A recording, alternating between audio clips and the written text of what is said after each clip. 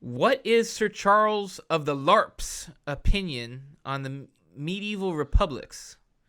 And additionally, do they serve any purpose to be models of modern republics, or are they relics of their own times? Ooh. Well, that's a good question, and the answer is kind of intricate. Firstly, the republics of that time were primarily city-states. I don't mean just the Italian city-states, Venice and Genoa, and I don't just mean the imperial free cities in Germany, the royal cities in France, or the royal boroughs in England. Every city, per se, in medieval Europe was a self-governing republic. Now, mind you, they ultimately had a monarch as their overlord, but as far as their day-to-day issues went, they ran themselves. Usually they would have charters granted either by a king or the emperor or nobleman, which would grant them market rights, meaning that once a week they could have a market, and fair rights, which meant that once or twice a year, usually on their patron saint's day, people would come from all over and sell stuff. That, and in many places a cathedral, that was the mark of a city. Now, who ran the city? Well, it varied wildly from place to place, but usually the guilds had a big part in deciding who would be the mayor or whatever they called their chief executive. Very often, to be a freeman of the town, that is to have the right to vote for mayor, you had to be a member of a guild. These institutions evolved over a long period of time in particular places, which is why they were so different from each other. But roughly that was the basic outline. Now, does that have any relevance for us today? Well, it does in the sense of subsidiarity and the idea that, like the medieval towns, our towns and localities should have the maximum amount of control over their own affairs as is consonant with the good of the whole. Subsidiarity. Guild representation also might be something we'd want to look at. As we discussed before on the program, you had things like guild socialism and corporatism and all that that were being looked at very seriously in different countries between the wars, and that's something we should probably take another look at. So I wouldn't say they were irrelevant to today. I would say that republics as we know them were completely alien to the Middle Ages. They did not exist. Not even Venice and Genoa, that were huge city-states with overseas empires. Their head of state could only be elected from the town nobility and by the town nobility. Venice, in particular, had a very restricted constitution. So while they were quote unquote republics in the sense that they weren't ruled by a hereditary ruler, they were hardly republics in our mode. And the same is true of the two other major elected monarchies, the Holy Roman Empire and the Kingdom of Poland.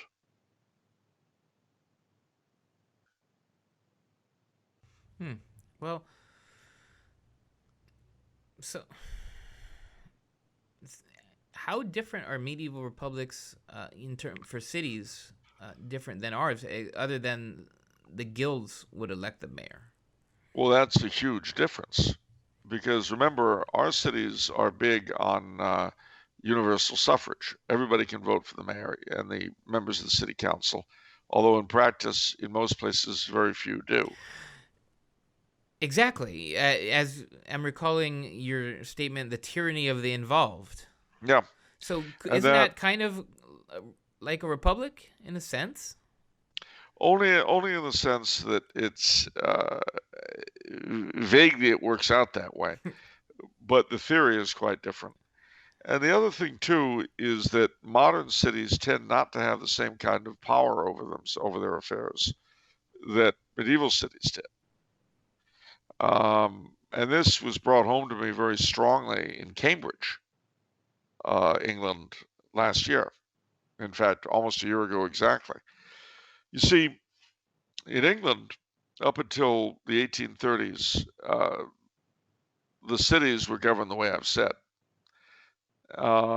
Since that time, only one still is, and that's the City of London, not the whole big conurbation, but the square mile at the center of it still is under its medieval uh, constitution. So the Lord Mayor is elected by the freemen who are members of livery companies and so on. But in the rest of the country, over the course of the 19th, early 20th centuries, the franchise was continually expanded so that it went from being rule in every town and city by a small oligarchy who were readily identifiable to rule by a city council that was voted for by everybody. But at the same time, powers were taken away bit by bit from the local level and invested in the central government in Whitehall. So where this has come to its utter grotesquerie today, when I was in Cambridge, my godson, who's a student at the university there, and I stayed with him and he was showing me around, and he said next week, the week I'd come back here, next week there's going to be a strike by a bunch of the students, and they're shutting down the university and the city for 3 days. There'll be no business done. The university will be closed. And I said, what? That's insane. What's the mayor going to do? What about the police? Oh, they have no authority. They can't do anything. The MP, the member of parliament, she's with it.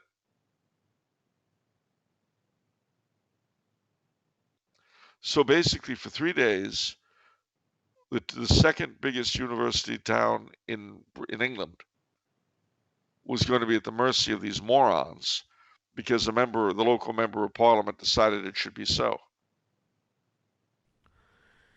Okay, so that's a problem then, is it's we don't abide by the principle of subsidiarity as much. Yeah. So I don't like thinking that, the medieval version is the best possible version. No, it's not the best possible, but the thing is, it can teach us things. I mean, a good example of the medieval system living to this day, in a sense, are the town meetings in New England. Now that's a quasi-medieval structure that goes on to the present.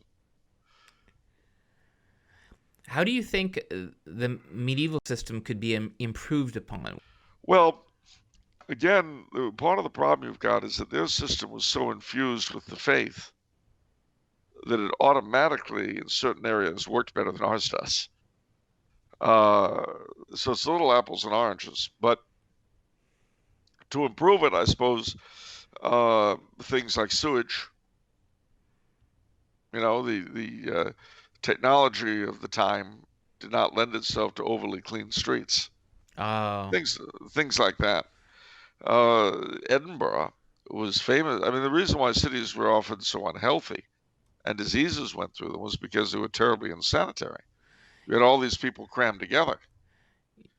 I see. So public health wasn't really a concern in that way? No, and they had no means of dealing with it. I see. You've got no plumbing. I've always wondered how Venice worked because of that situation. It stank. I imagine so. Everyone talks about Venice, and I always think you couldn't pay me to live there at that time.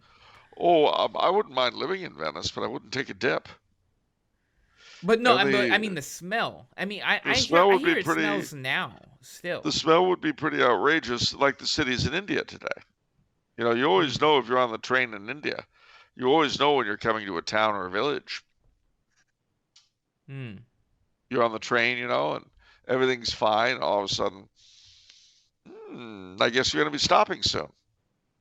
I didn't know you went to India. Magic. So the thing is that all of these, how do I put it? All of these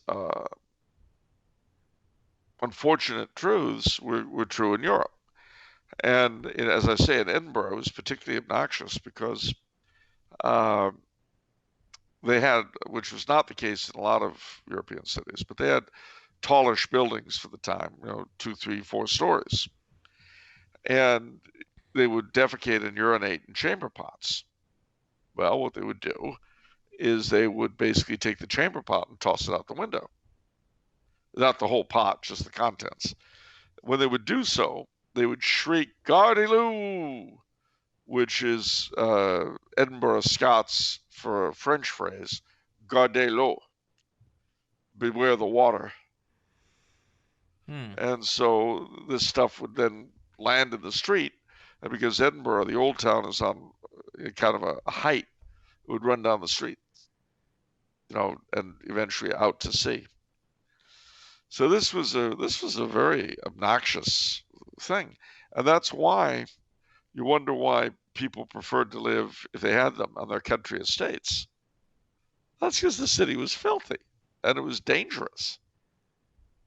You didn't have policing the way we do now, so you might have a night watchman and things like that. But there just wasn't the means. You didn't have detectives the way we have today, and there would be rough parts of town. Your throat would be slit, and there was no way to figure out who'd done it. Yeah. So I don't want to give the impression that these places were perfect by any means. And you ask, how could they have been improved? Well, they could have been improved with modern technology, public health, law enforcement, that kind of stuff. Yeah. That's how they could have been improved.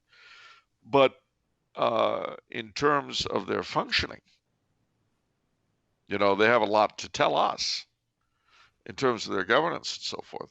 Because where they were better than us was, strictly speaking, from stuff that was native to them. Where they weren't as good were matters of technology. And that you can't really blame their ethos for. It's just the period they were in.